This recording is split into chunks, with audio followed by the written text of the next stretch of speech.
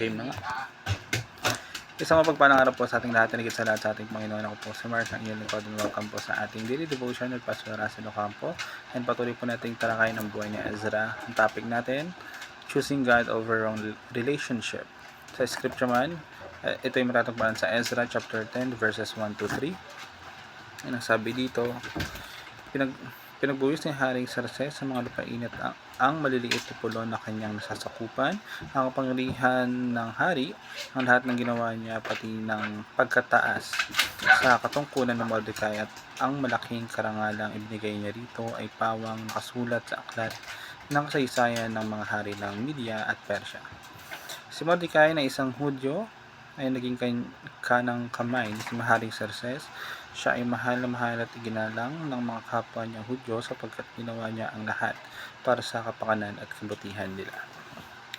Sa ating katuruan, una, a wrong relationship can lead you away from God.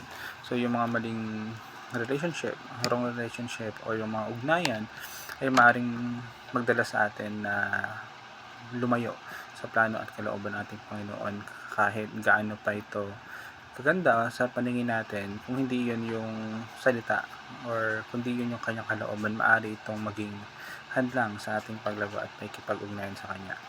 Pangalawa natin, anyone you cannot give up for God competes with God. So kung may mga tao tayong hindi kayang bitawan para sa ating Panginoon, ibig sabihin ay inuuna na natin sila kaysa sa kanya at nagiging kribal na nila yung ating Panginoon sa ating mga puso. Ayun yung anuman o sino man ang mas mahalaga sa atin kaysa sa Panginoon ay nagiging hadlang sa ating buong pagtatalaga sa Kanya.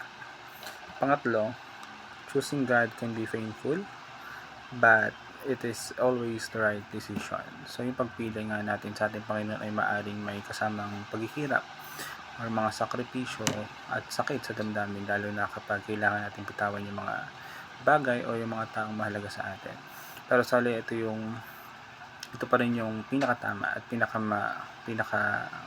magandang desisyon na magdadala ng tunay na kapayapaan at pagpapala sa atin.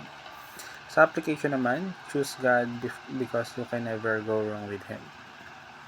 So palaging piliin yung ating Panginoon sa lahat ng pagkakataon at sa lahat ng aspeto ng ating buhay, dahil nga hindi ka magkakamali kung siya yung susundin at pagkakatiwalaan natin.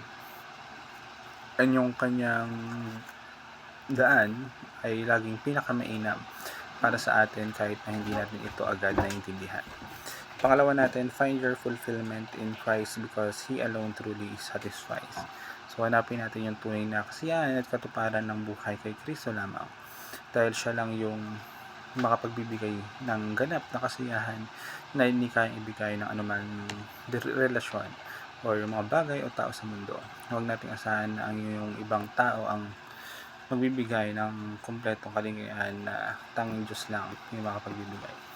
Pangatlo, be the right person for the people around you.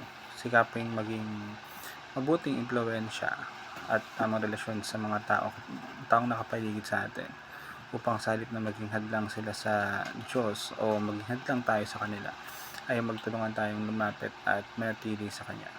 Maging gabay at huwag maging dahilan para lumayo ang iba sa ating Panginoon.